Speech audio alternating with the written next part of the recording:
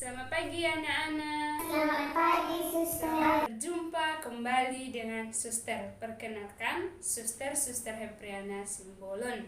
Nah, kita berdoa terlebih dahulu ya, dalam nama Bapa, Putra, dan Roh Kudus. Amin. Terima kasih ya Bapa atas kesempatan yang Kau berikan kepada kami untuk bisa belajar pada hari ini. Berkati kami, berkati keluarga kami. Namamu kami puji, kini dan sepanjang segala masa. Amin. Dalam nama Bapa, Putra, dan Roh Kudus. Amin. Nah, tadi kan Suster sudah memperkenalkan diri Suster.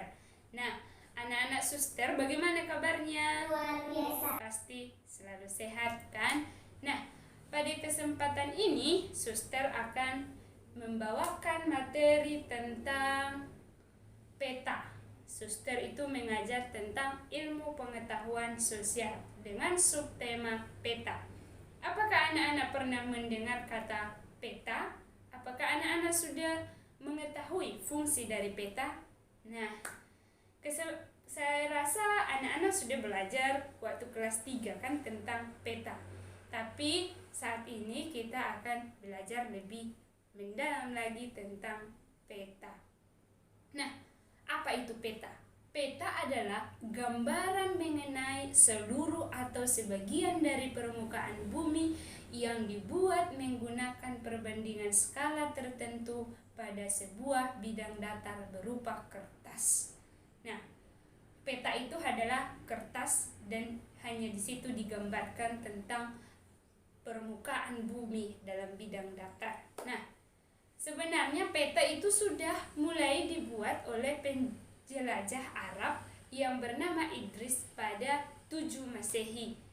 Tetapi dikembangkan oleh seseorang lagi yang bernama Grenardus pada 15 Masehi. Tetapi pada waktu itu peta hanya bisa menggambarkan beberapa hal saja, misalnya itu tentang pelabuhan, benteng, dan juga daerah-daerah berbahaya. Jadi tidak keseluruhan permukaan bumi ini yang digambarkan pada peta tersebut.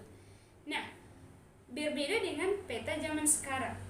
Peta zaman sekarang itu menggambarkan ketampakan alam dalam dataran rendah, dataran tinggi, sungai, gunung, danau, laut, dan lain sebagainya.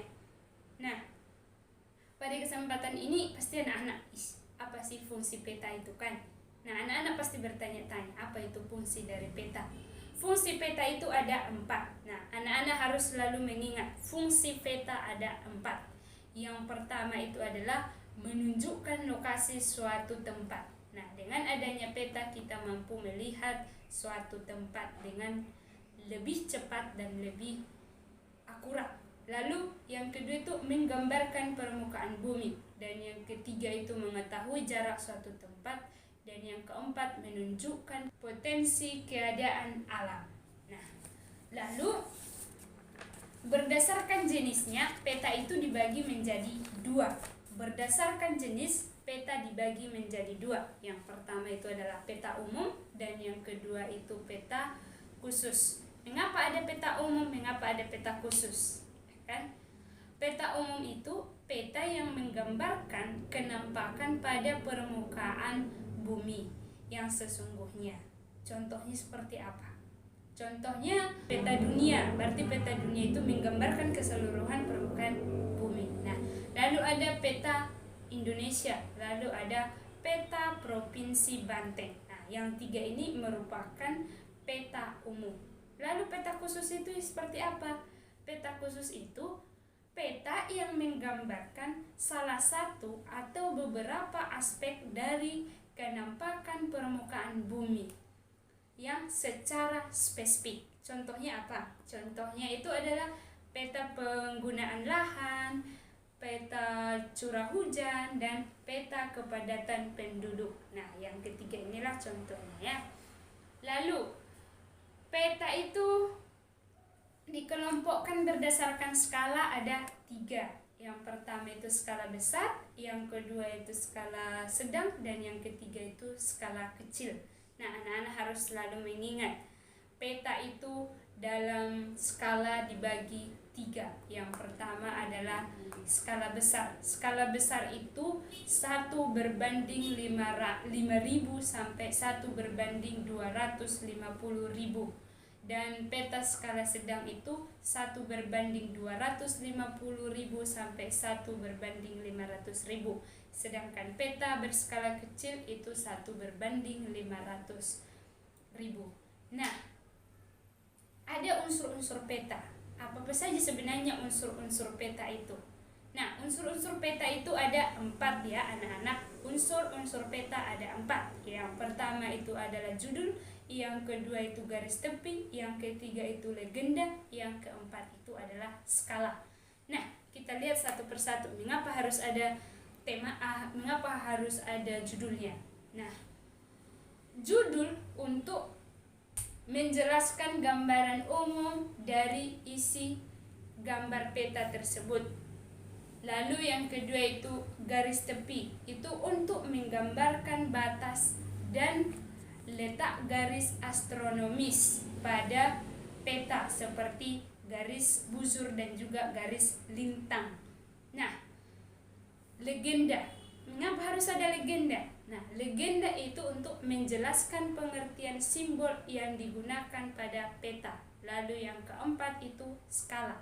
Skala merupakan perbandingan jarak antara 2 titik pada peta dengan jarak yang sebenarnya.